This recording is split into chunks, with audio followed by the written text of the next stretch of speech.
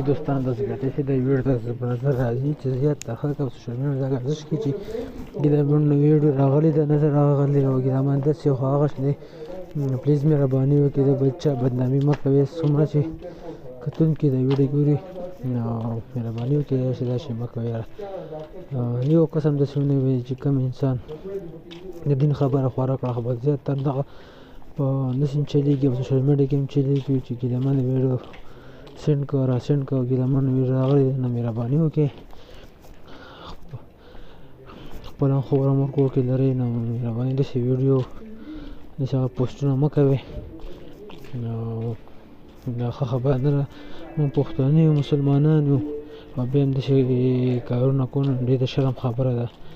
نو بس هر چا خپل لایف داسې زندګي ده چې هغه خپله نه سمېږي مهرباني وکړئ چې پسې مین ښه دی